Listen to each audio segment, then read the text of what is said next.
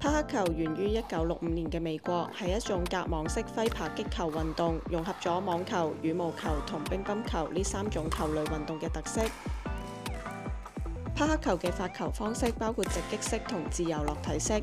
直擊式係將個波拋棄之後直接擊打發球，當球拍掂到個波嘅時候，手臂沿住向上弧線揮動，要注意個波同球拍嘅接觸點唔可以高過條腰。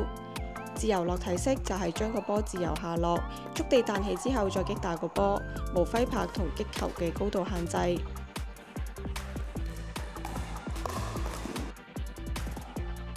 匹克球咧，呢個球嘅特性咧就係有分戶內同埋戶外嘅。咁戶外咧就係40個孔嘅，戶內咧就係26個孔嘅，令到個波有嗰個空咗嘅問題，從而咧就比嗰個乒乓波同埋羽毛球咧個速度比較慢啲嘅，咁啊適合任何年齡嘅人士去玩嘅。中國澳門匹克球總會咧成立響2018年，係由4個團體會員所組成。咁希望響澳門發展匹克球嘅運動，例如好似一啲球員嘅訓練班啊，同一啲團體合作嘅培訓班啊，咁或者係參加一啲國內嘅比賽。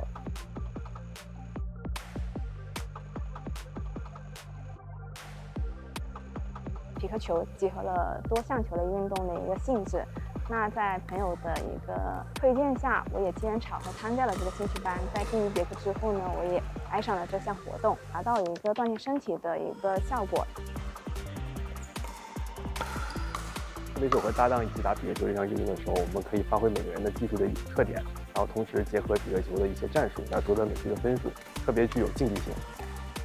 未來嘅發展咧，我哋都希望能夠喺呢個青少年培訓方面咧，我哋能夠走進校園，希望啲體育老師亦都能夠掌握匹克球嘅知識同埋技術，喺呢方面幫我哋推廣呢個匹克球。